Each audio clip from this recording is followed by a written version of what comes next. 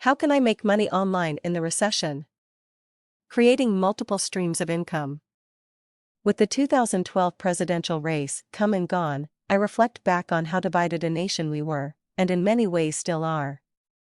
And it strikes me as odd and quite honestly extremely sad that we engage in such class warfare during a time when almost 99% of the wealth in our country belongs to only 1% of the population.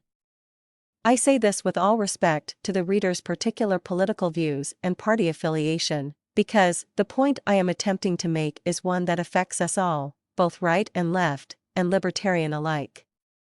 I will give you a scenario to ponder on.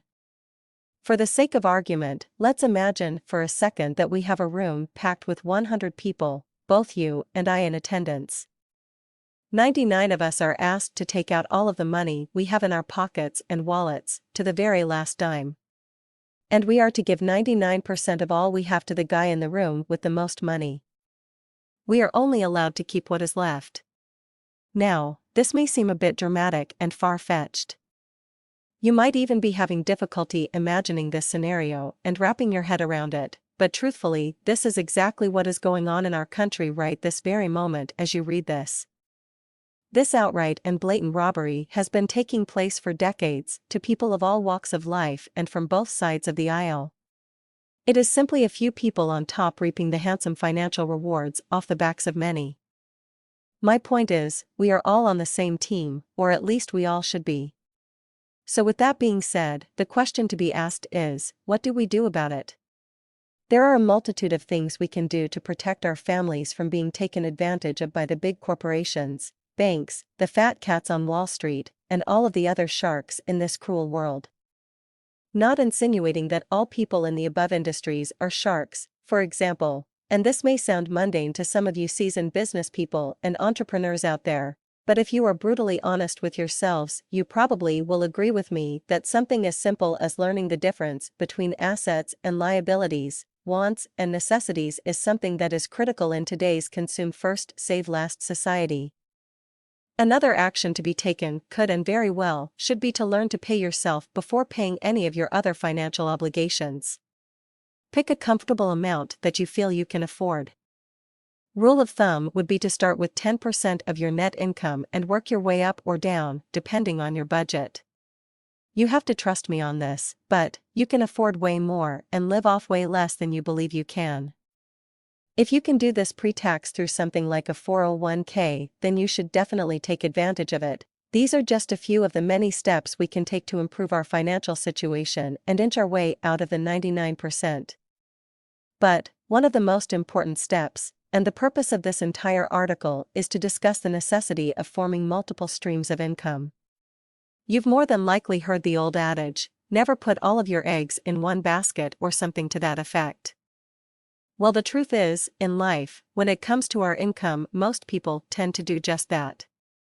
We show up to work every day, trade our time for dollars, collect our paycheck at the end of every week, spend it all, then show up the following week only to have to do it all over again. It's a vicious and hopeless cycle. In other words, we rely solely on our income as our only means of support. We ultimately have put all of our eggs into one basket, but what if that basket is stolen from us? God forbid, but what if you're severely injured or suddenly fall extremely ill?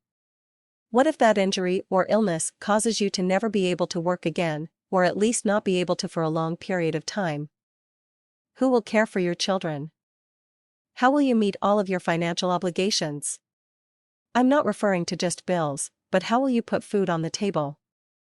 Well, if you are smart and can afford the premium, you will have either a short or long-term disability insurance policy.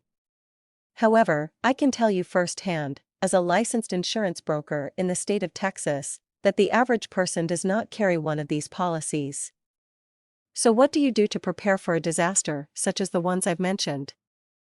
Believe me when I tell you, they happen more often than you might like to think. Well, for starters, if you're not already doing so, you can take the steps I've mentioned above, but more importantly, you can begin the process of creating multiple streams of income. Having multiple streams of income is precisely how the wealthy become wealthy. They do not rely on a job as their only form of income. We all know the acronym for job, so I won't go there today. What the rich do is either build or buy into an already established system in which money can be generated and flow back to them residually. Once this process is successful, and the revenue created is adequate, they simply repeat the process. You can do this as many times as you like.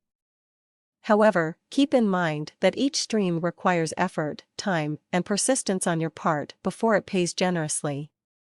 Therefore, if you are a newbie, I recommend you start small and create one stream at a time, see it to its fruition before you move on to your second, and third, and so forth.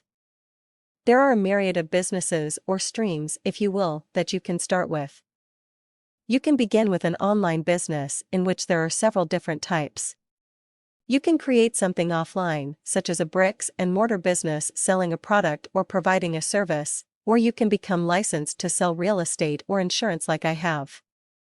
The opportunities are truly endless. My recommendation is to begin with an online business with low to zero startup cost and very minimal to no overhead if possible. Just make sure it is something that you are very passionate about, because this will reflect in your work, which in turn will reflect on your paychecks. A key to creating an online stream of income is educating yourself in online marketing. Invest in yourself and spend some time researching different strategies, tips, and techniques to growing your online business. One surefire way to do this and expedite getting past your learning curve is to find yourself a mentor.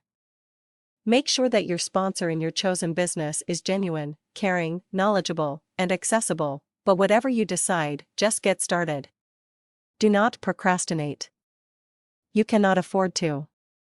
Your family and future depend on it. Literally. Do your due diligence, take the plunge and never look back. Trust me, you will never want to, because the future will look far too bright.